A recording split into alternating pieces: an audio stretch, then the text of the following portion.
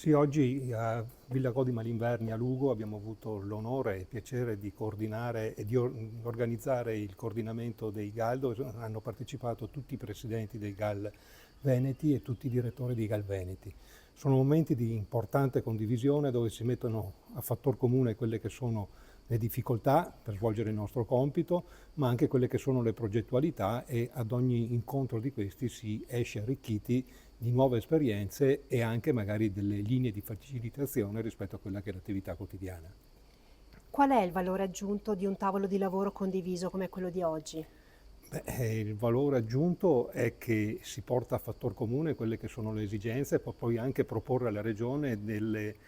attività che loro devono mettere in campo per semplificare questa materia che è estremamente complessa, ma a volte anche complicata, per cui la complessità ci sta, ma la complicatezza deve essere tolta. E chi è in prima linea come noi, che tutti i giorni vedono potenziali beneficiari o beneficiari che hanno avuto alcune difficoltà, abbiamo anche il compito di far presente alla Regione non solo quelle che sono le difficoltà, ma anche individuare delle linee e delle proposte per andare a modificare questi aspetti negativi.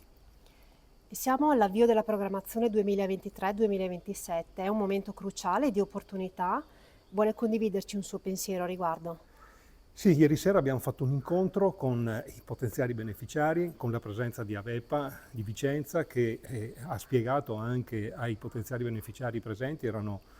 parecchie persone, oltre 50 persone in sala, quelle che sono state in passato alcune difficoltà che si sono rilevate e alcuni errori che sono state fatte nella presentazione di bandi. Credo che questo sia stato un vero valore aggiunto della serata. Poi abbiamo spiegato i bandi che sono andati pubblicati e quelli che saranno nelle prossime settimane, barra mesi, in pubblicazione. Hanno a che fare una parte con quello che è il settore pubblico, per cui per le risorse che sono messe a disposizione dei comuni e degli enti pubblici, ma anche quelli che sono a disposizione dei privati, spiegando loro appunto quali saranno poi i successivi passaggi e come si devono organizzare per fare le domande.